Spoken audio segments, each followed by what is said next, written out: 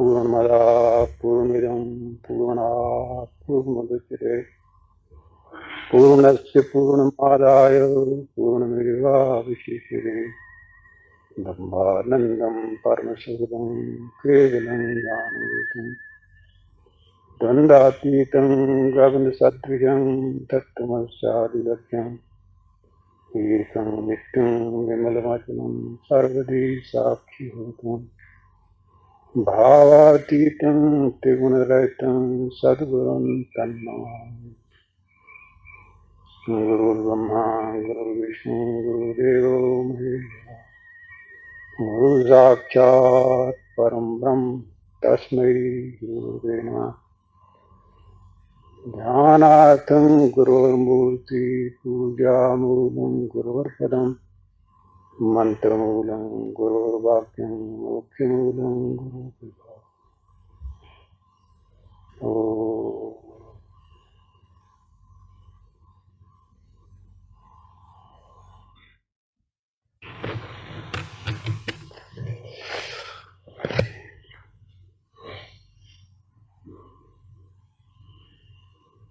कल मैंने आपसे सबसे पूछ लिया था कि किसी ने कुछ पूछना हो, सुनाना हो, कहना हो तो कोई बोला नहीं था। इस वास्ते आज फिर मैंने ये किताब में से कुछ आप लोगों को सुनाने का निश्चय किया।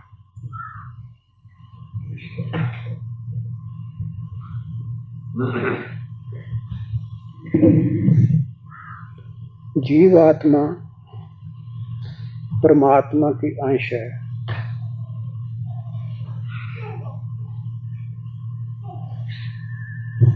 तो इस अंश का सदा ही अपने अंशी के साथ मिलने की इच्छा इसके अंदर बनी ही रहती है। जीवात्मा चाहे किसी योनि में चला जाए, मनुष्य पशु पंछी कीड़ा पतंगा कहीं चला जाए, परंतु इसको परमात्मा की याद नहीं भूलती, सताती रहती है और उसको हासिल करने की जुस्तजू इसके दिल में बनी रहती है।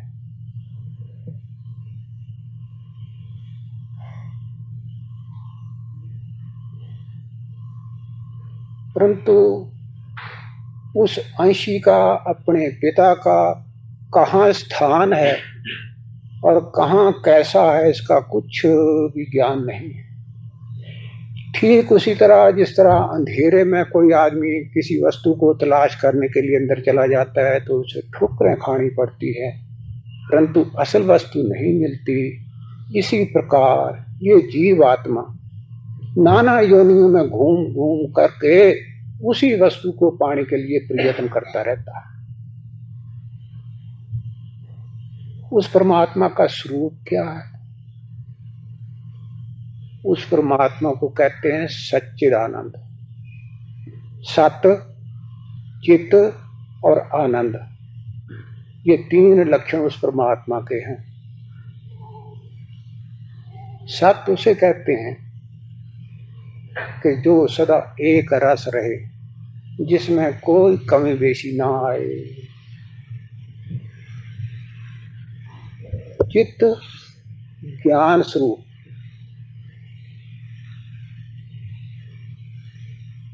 और आनंद प्रेम कहो चाहे आनंद कहो, ये एक ही चीज है।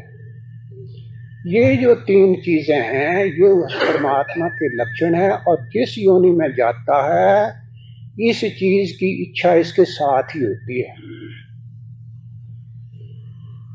एक छोटे से छोटा कीड़ा है, उसको भी आप जमीन के ऊपर चलते हुए देखेंगे तो मालूम होगा कि वो भी किसी चीज की जुस्तजू में जा रहा है, उसको किसी चीज की इच्छा है।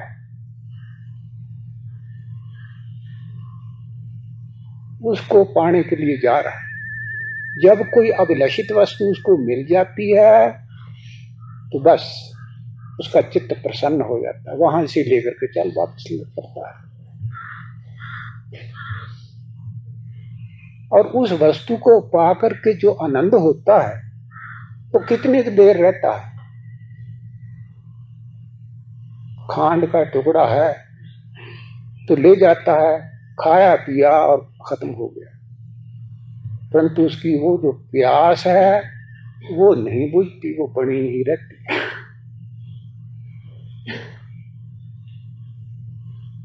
इसी तरह सभी जीव जितने भी हैं सबके सब भोगों में आसक्त हैं।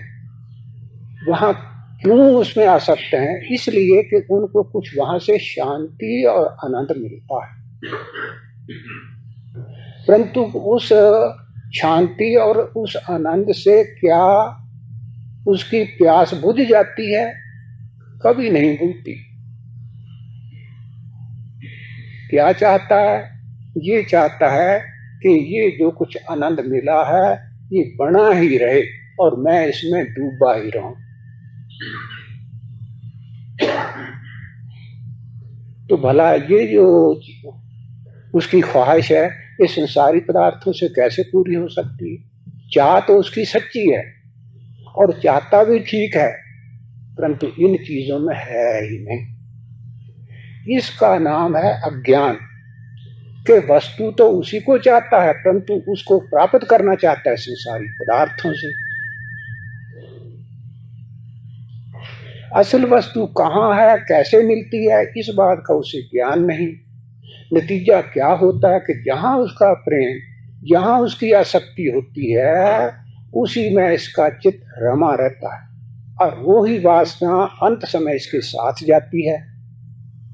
नतीजा क्या होता है कि शरीर छोड़ करके भी चला जाता है, परंतु जहां प्रेम, आसक्ति, मोह होता है वहां ही आकर के पैदा होता है ताकि वही वस्तु इसको मिले।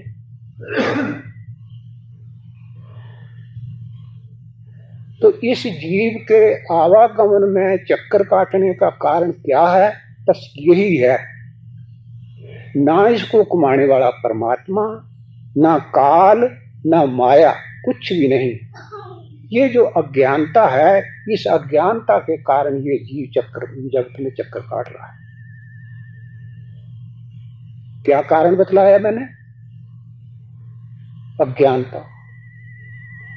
जो चीज जिसमें है नहीं उसी में समझना, उसी में शांति और आनंद समझना, बस यही अज्ञानता है। अगर संसारी पदार्थों से इसका चित्त हट जाए और असल जगह जहां है वहां लग जाए तो बस वो वस्तु प्राप्त हो गई जिसकी चाह इसको अनादिकाल से थी और इसको संसारी पदार्थों में ढूंढता फिरता था।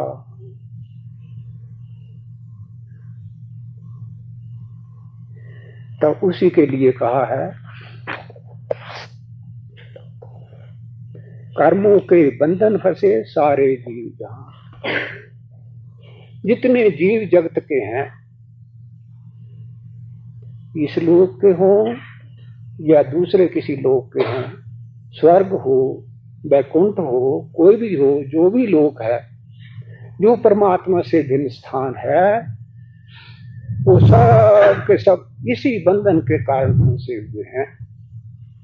असल वस्तु को समझा नहीं कि कहाँ है जिस चीज की हमें इच्छा है, तो उसी की तलाश में ये जीव भटक रहा है।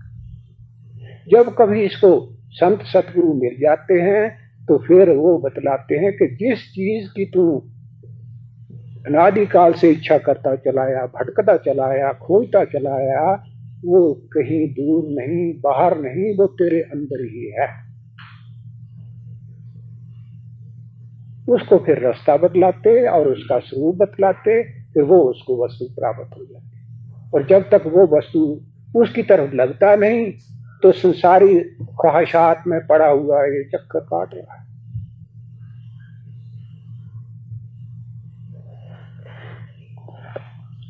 जन्म मरण के चक्कर में फिरते बीच जहान। तो ये जन्म मरण का जो चक्कर है, इस सिर्फ एक ख्वाहिश को गर्द जगह पूरा करने के कारण ये चक्कर काट रहा है। और ये चक्कर तब तक चला रहेगा जब तक वो वस्तु इसको प्राप्त नहीं हो जाती।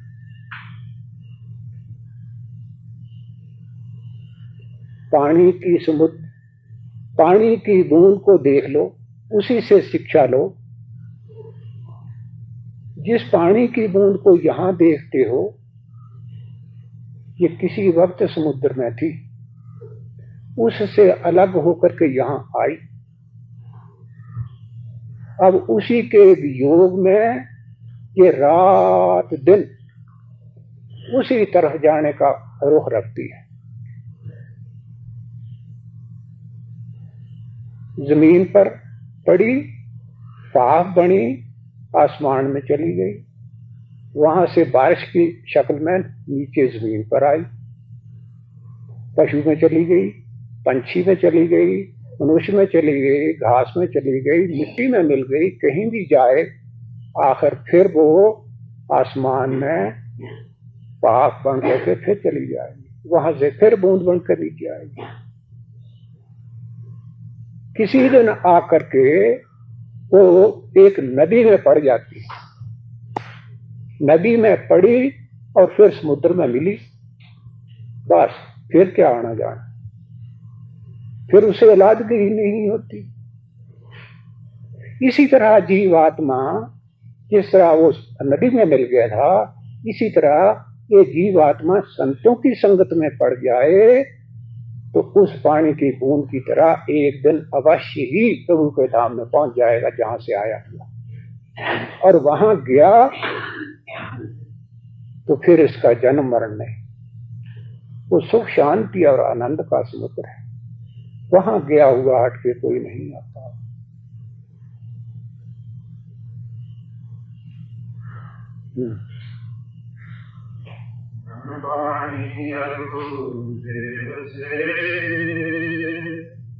कर्म करें सब जीव, उनका फल भोगी सभी, जब तक मिले न पीव। तब ये जो जीवात्मा है मनुष्य शरीर में आकर मन द्वारा, वाणी द्वारा और शरीर द्वारा तीन तरह से ये कर्म करता रहता है।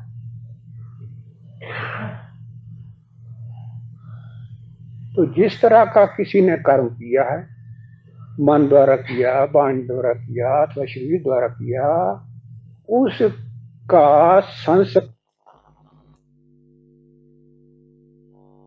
इसके हृदय में पड़ा रहता है और वो बीज बन जाता है। और बीज का काम ही है कि जब बीज बना तो फिर उसका वृक्ष बनेगा ही। तो ये तीन तरह के जो कर्म हैं मन वाणी शरीर द्वारा किए हुए, ये इस जीव को भोगने के लिए फिर से संसार में आना पड़ता है। फिर वो बीज सुखदायक मीठे हैं अथवा फीके हैं, कड़वे हैं, कसैले हैं, कैसे जैसे इसने किए हुए होंगे वैसे ही इसको आगे कर चल कर फल भोगने पड़ेंगे। तो इसी वास्ते कहा है कि परमात्मा न किसी को सुख देता न दुख देता, ये जीव के अपने ही किए हुए कर्म होते हैं जो सुख और दुख के रूप में आकर के इसको रास्ते में आ मिलते हैं।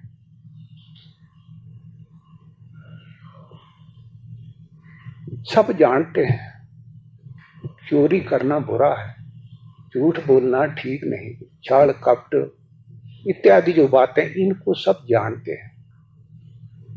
पर जानते हुए भी फिर लोग क्यों करते हैं? जानते हो इसका कारण? इसका कारण यही होता है कि कर्म करते समय उस वक्त इसको कुछ लोभ के कारण या अज्ञानता के कारण उसमें कुछ मिठास प्रतीत होती है, तो उस मिठास को लेकर के कर मारते हैं। जैसे चोरी का ही ख्याल आया, ख्याल आता है चोरी कर लेंगे तो बहुत सा रुपया हाथ लग जाएगा, तो उससे ये करेंगे वो करेंगे, पर इसमें जो थोड़ी सी मिठास मालूम होती है उसी के कारण कर्म आता है।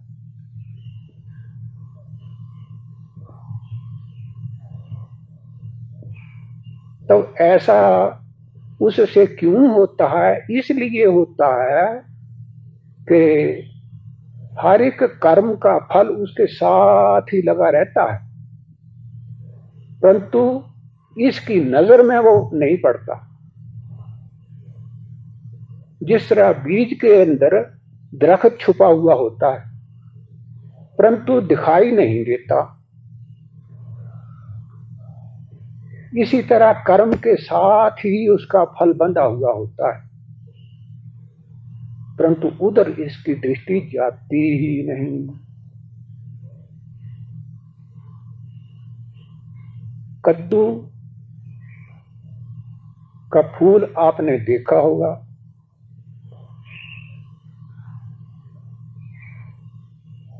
पहले फूल निकलता है,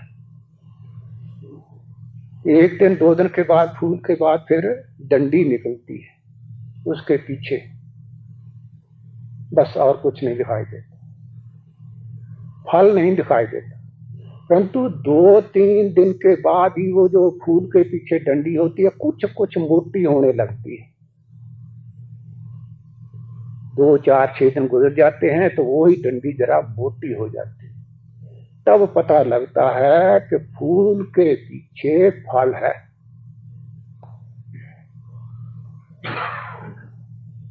इसी तरह हर कर्म के पीछे उसका फल होता है।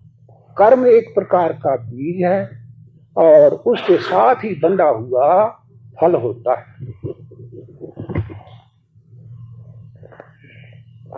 तब ये सब पक्का कर लेना चाहिए कि कर्म के साथ ही बीज रहता है, परंतु इतना होता है कि कुछ फल तो जल्दी देखने में आ जाते हैं और कुछ देर बाद होते हैं और कुछ पेंडिंग में पड़े रहते हैं।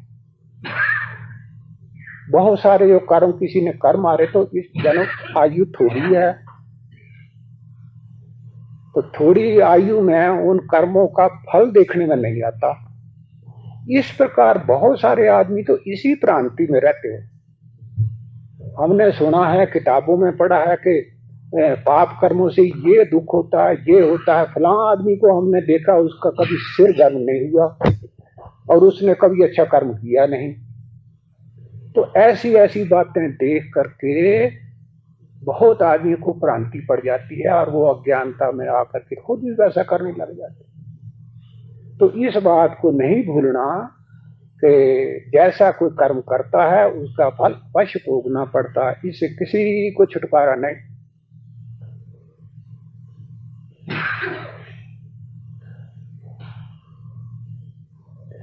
तो कहते हैं कि ये जो कर्म है, ये कर्म 3 तरह के होते हैं।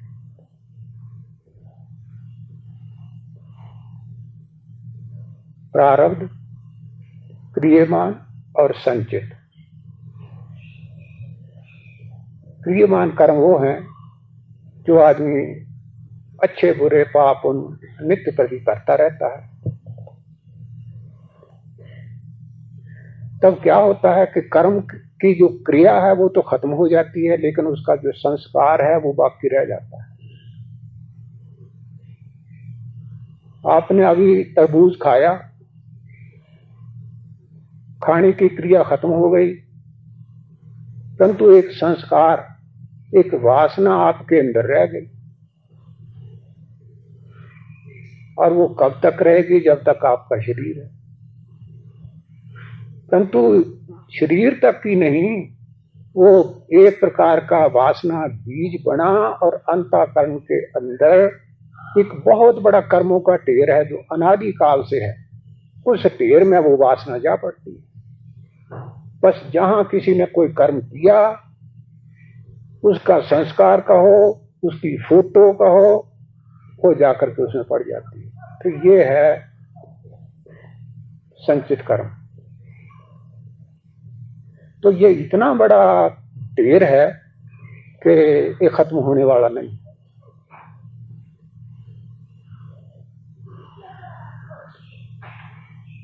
दूसरे है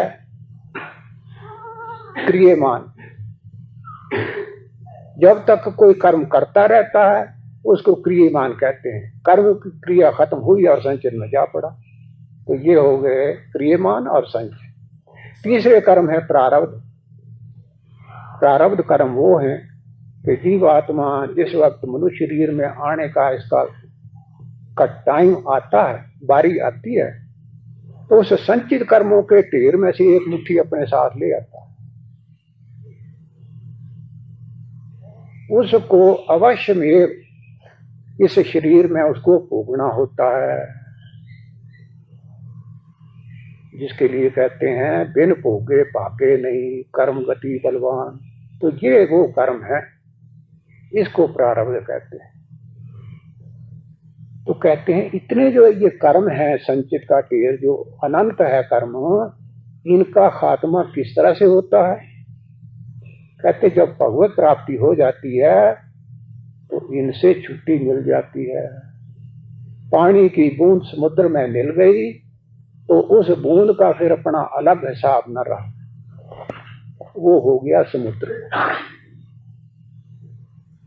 इसलिए परमात्मा संसार बंधन से छूटने के लिए परमात्मा की आदमी शरण ले और परमात्मा की प्राप्ति हो जाए तो संसार के दुखों से छुटकारा मिल जाए, आवागमन के चक्र से छूट जाए।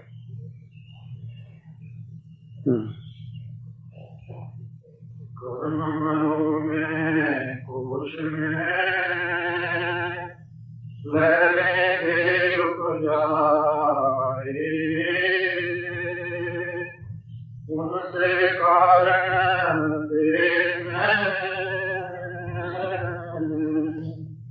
संस्कार बन जाए।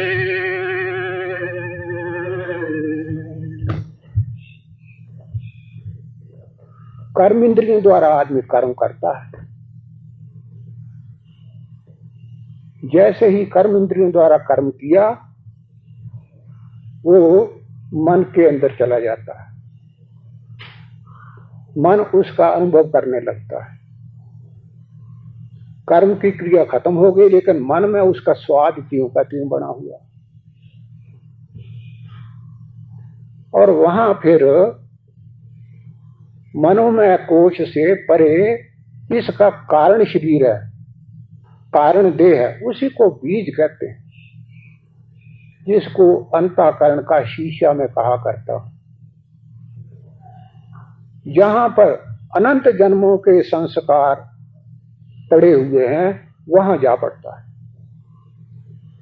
देखो आज सुबह के वक्त कोई काम आपने किया परंतु इस वक्त याद करो तो वो याद नहीं रहता या याद न कर सकोगे, भूल जाओ। लेकिन वो संस्कार अंतःकरण में पड़ा हुआ है, कर्म इंद्रियों द्वारा किया, थोड़ी देर मन में रहा और उसके बाद संचित के ढेर में जा पड़ा।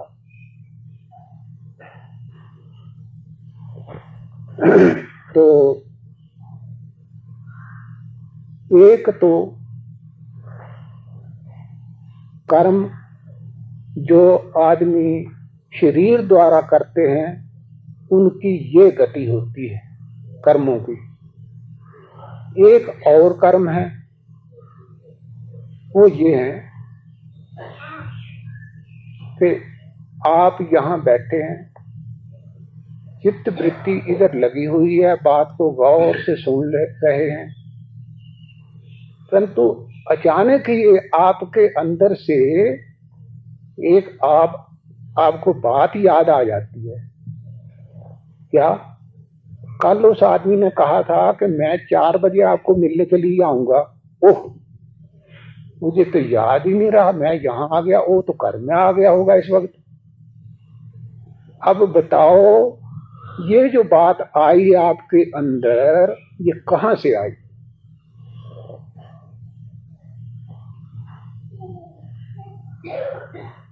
ये वही जो संचित कर्मों का ढेर है।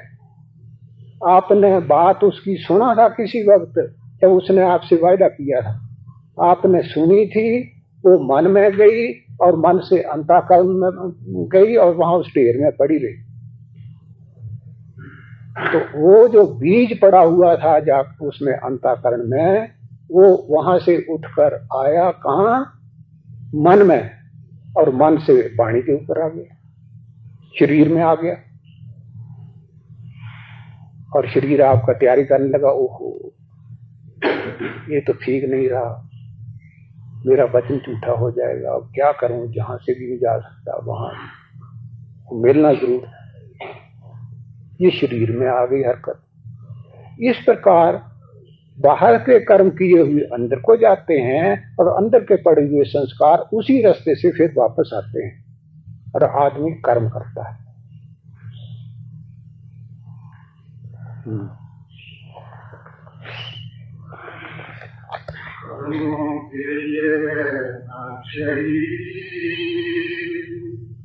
संचित कर्म जन्म जन्म बढ़ते सारे जीव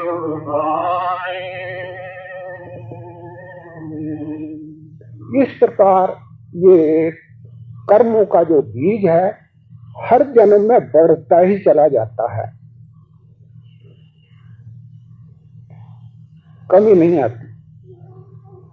आदमी 2, 4, 10 मिनट में इतने कर्म कर मारता है कि कई जन्म शरीर धारण करके तो उन कर्मों से अपना हिसाब किताब बेवा कर सके।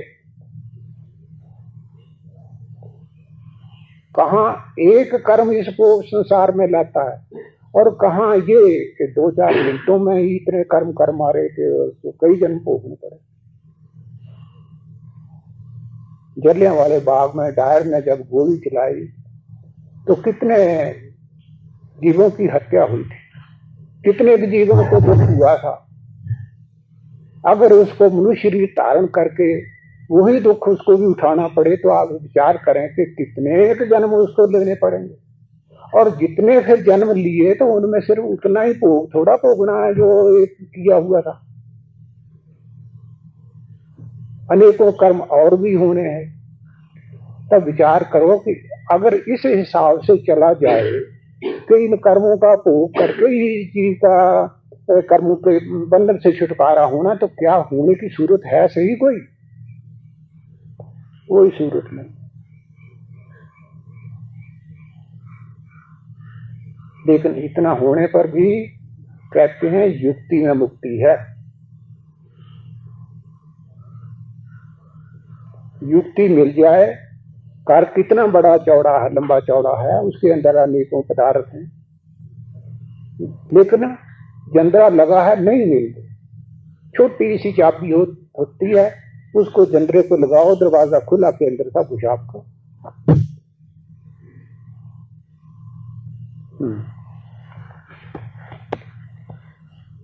नहीं से कुछ कर्म दो सूक्ष्म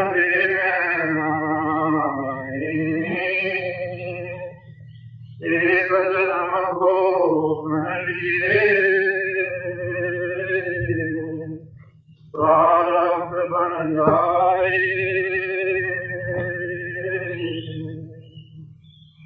तो कहते हैं ये जो सूक्ष्म संचित कर्मों का ढेर अंतःकरण में पड़ा है, इनमें से कुछ थोड़े से कर्म इस जीव को मनुष्य शरीर में आने से पहले मिल जाते हैं, और वो सारे जीव कर्म जो हैं वो इसको अवश्य भोगने पड़े। पहले वो मन में आते हैं और मन से फिर शरीर द्वारा उसको सुख या दुख देते हैं।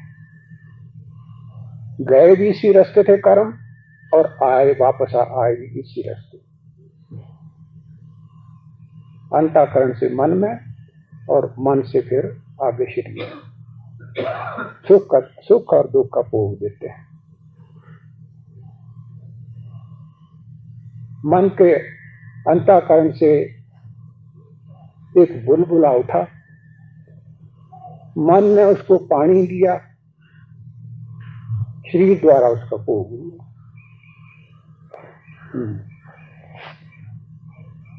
मन बुद्धि के कोश में प्रारब्ध बस जाए, सुख दुख भोगन कारणे पूर्णा मेरी बुराई।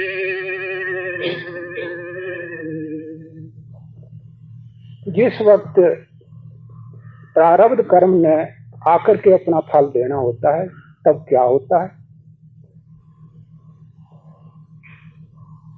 उस संचित कर्मों के ढेर से वो बीज उठ करके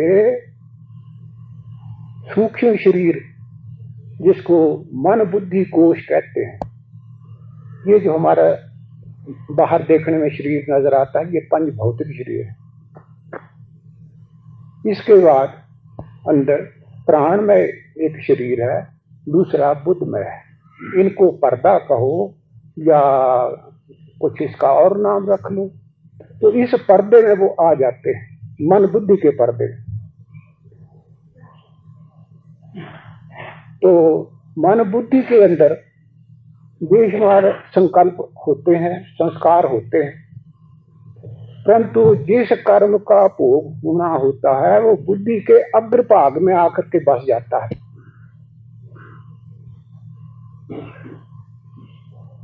किस तरह से? जैसे बिलू मंगल का प्रसंग आपने सुना, तब उसका मार्ग सीधा होने के लिए जब वो उस सेठ की स्त्री को उसने देखा तो वहां विमोहित हो गया।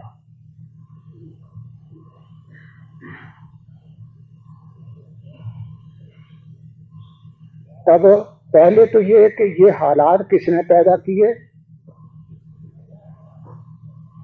ये तो किए प्रभु ने। किस वास्ते? उसके कर्मों का जो फल था उसका भुगतान करने के लिए व्यवस्था प्रभु करते हैं। देखो ना, कर्म तो है जड़, कर्म किसी को फल नहीं दे सकता जब तक उसके पीछे कोई चेतन ना हो। हथकड़ी का काम है बांध देना किसी को, फिर उससे चल फिर नहीं सकता। लेकिन बिना उसके पीछे चेतन हुए हथकड़ी किसी को नहीं बांधती। इसी तरह जो भी कर्म है, पाप है, पुण्य है, अच्छा बुरा, नीति बदी, जो कुछ भी है, बेशक सुख दुख का कारण है, परंतु इनके लिए जब तक वो व्यवस्था वैसी न किया जाए, पीछे कोई चेतन ना हो, कोई सुख दुख किसी को नहीं मिलता।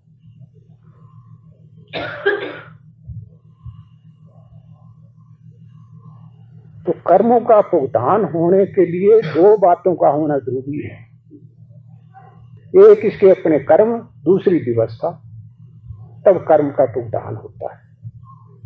तब बिलू मंगल ने जब उस औरत को देखा तो वो विमोहित हो गया और उसको फिर से देखने की इच्छा उत्पन्न हुई। ये किसने कराया? ये कराया उसकी प्रारब्ध ने।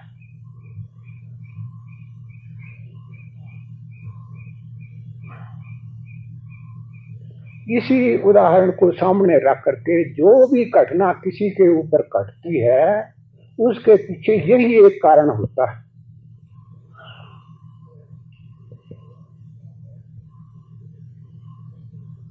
जैसी होनी होता है तैसी हो गया बुद्ध, वो उसके अग्रभाग में आकर के बस जाती है और फिर उसको वो कुछ दूसरा सोचने ही नहीं देती।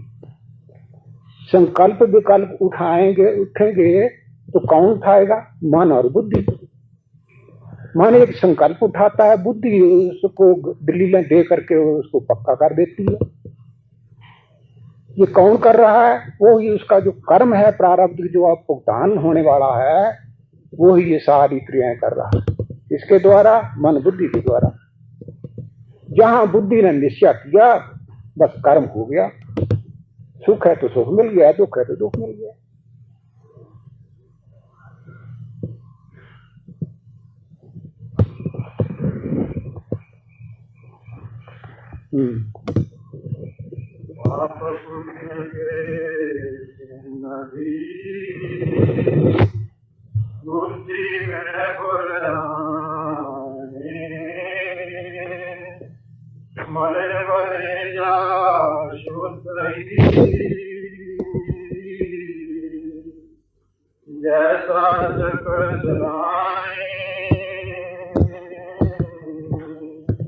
अच्छा, ये तो था पीछे जो मैंने बतलाया, ये तो है प्रारब्ध कर्मों का पूर्ण।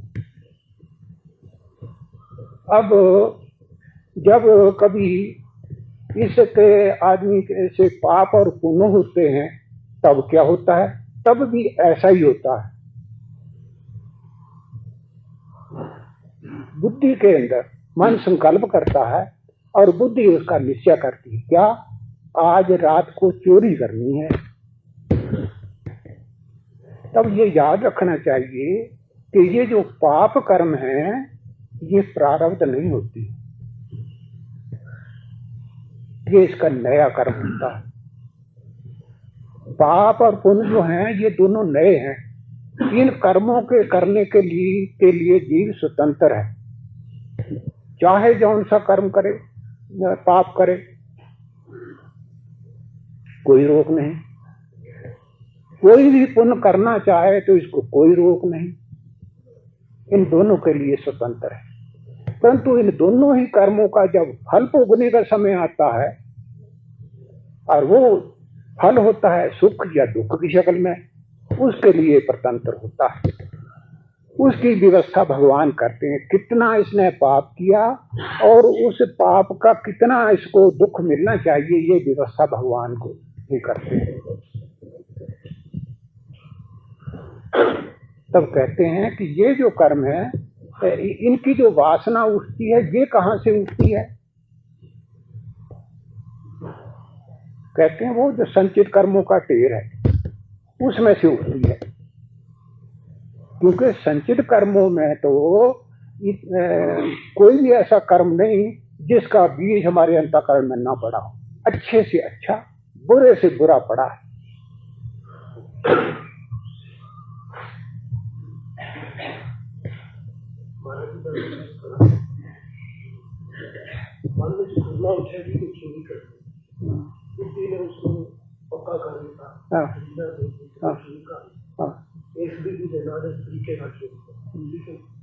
चोरी करके उसको मेरा कोई धन माल प्राप्त होया तो किसी ने जिसका फरमाया जी कि तो बुरा कर्म कर रहे हैं, पाप कर्म कर रहे हैं, तो इसका ये कर्म जो है नवा है, ठीक है ना। प्रारंभ होता है कोई संबंध नहीं, उसको जो माल प्राप्त होगा जी उसको भोग करेगा, उस माल को खाएगा, इस्तेमाल करेगा, वो उसके प्रारंभ से छाउंदा ही है, उसने किया जिससे चोरी करके उसको कोई चीज प्राप्त होती है, उसको फिर वो अपने इस्तेमाल वो प्रारंभ से वो नए कर्म का फल है। वो जिस वक्त उन्हें चोरी की थी ना, एक नई प्रारब्ध बनाई है। कोई भी कर्म करता है तो उसका फल होता है, उसी को प्रारब्ध कहते हैं। फिर प्रारब्ध चाहे दुख की हो तो चाहे सुख की हो, जैसा बीज बीजेगा वैसा उसका फल होगा। कड़वा बीजा है तो कड़वे फल खाने होंगे, मीठा होगा तो मीठा खाएगा। प्रारब्ध बन जाती है। कर्म करने के बाद जब क्रिया खत्म हो गई, चोरी करने का काम खत्म हो गया, अब रह गई प्रारब्ध।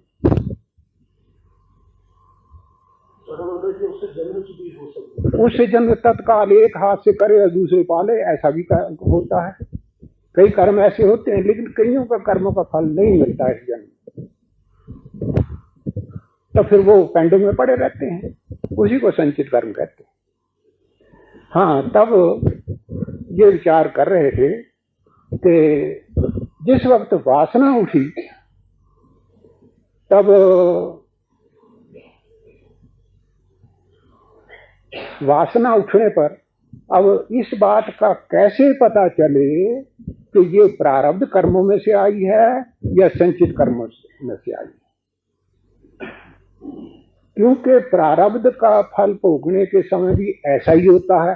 क्या होता है? एक ख्याल आ जाता है, चलो आज शिमले चलें, रास्ते में एक्सीडेंट हो जाता है।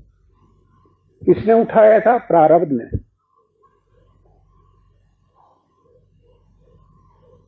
तब इसी तरह यही संकल्प संचित में से भी आ सकता है। अब कैसे समझा जाए कि संचित से है कि प्रारब्ध से होगा तो बिन भोगे भागे नहीं। लेकिन संचित कर्मों के में से जो वासना उठेगी उसमें अंतर ये होगा कि तुम चाहो तो उसको दबा लो, परंतु प्रारब्ध से संकल्प उठा होगा तो उठाने उसको लेट नहीं सकोगे। बस इतना ही अंतर है।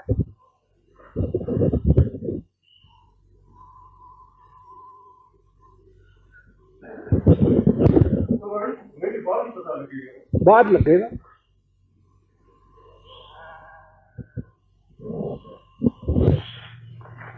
हाँ जी।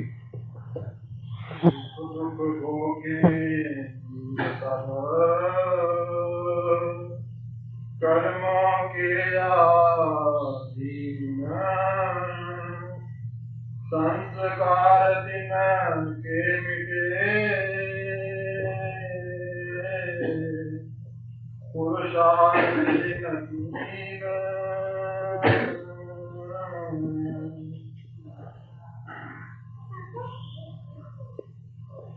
तो कहते हैं जितने सुख दुख हैं ये जीव के अपने किए हुए कर्म हैं। सुख पाना है अथवा दुख पाना है, प्रारब्ध कर्म अनुसार है, वो तो भोगना ही पड़ेगा। लेकिन आगे चाहते हो कि दुख ना हो, सुखी हो, तो ये आपके बस की बात है।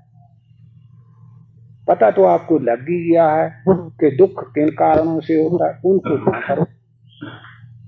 जिनसे सुख की प्राप्ति होती है वो करो।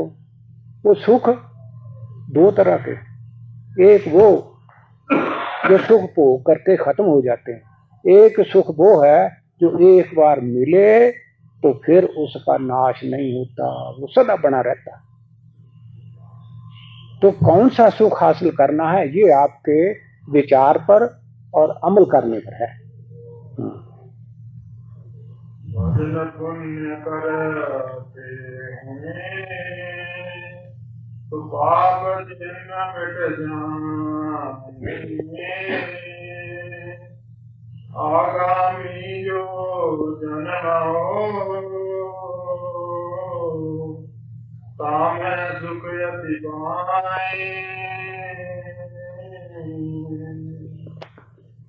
तो इनको मिटाने का भी तरीका बताते हैं।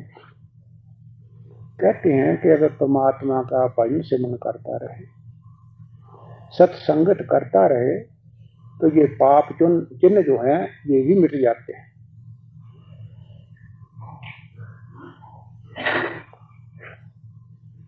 और आगामी जो जन्म हो तामे अति सुख पाए। इसके बाद फिर जो अगला जन्म आएगा उसमें दुख नहीं होंगे, सुख ही होगा।